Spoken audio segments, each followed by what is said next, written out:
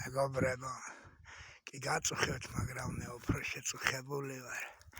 2013 წელს გადახადა აი ამ სახლსა, ქარიშხალმა და სეტყვამ. სოფელში ვის სახლებსაც გადახადა ქარიშხალმა და სეტყვამ, ყველას გადაუფარეს და ჩემ სახლ გამოტოვეს. ჩემ სახლ გამოტოვეს მარტო და კიდე ერთ ამბავ უნდა მოგიყვეთ. დასაქმება და დახმარება დამინიშნეს. დახმარება დამინიშნეს. ხუთია დახმარება რაც ამაკ დანიშნული და დასაქმება წინა თვეში დამინიშნეს და მასაქმეს. ამ თვეში ცუდად გავხდი ფსიქიკურად თავამტყოფი ხო ვარ, როგორც ეს მთავრობა მთული ეს სახლნაკოთების გულისწინ ფსიქიკურად თავამტყოფ დამარქვეს. ფსიქიკურად თავამტყოფ გამხადეს, სახლნაკოთები წამართვეს და მე კიდე საგიჟეთში გამიშვეს, რომ გიჟიაო აი ამ ადგილების გულისთვის, აი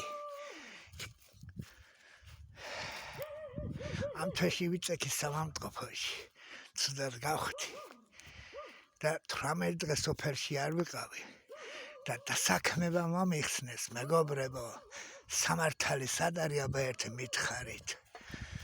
ბიზნესი უნდა გქონდეს აწყობილი, რომ დახმარება და დასაქმება დაგინიშნონ. ჩვენ სოფელში თურმე ეგრე არის.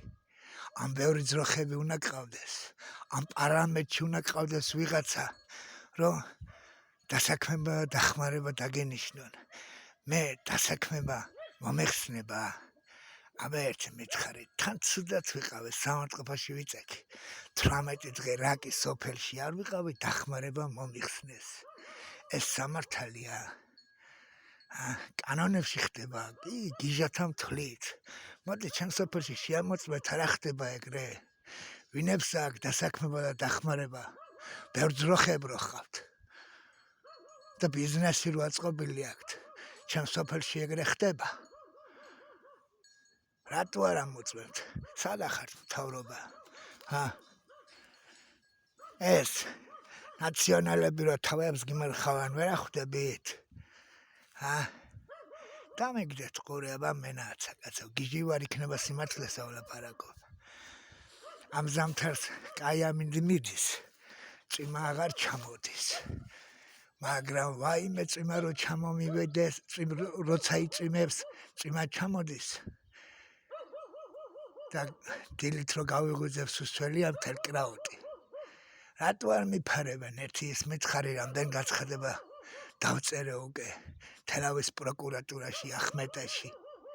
ეს არის სამართალი? სად არის სამართალი? სად ვეძებო მითხარით აბა?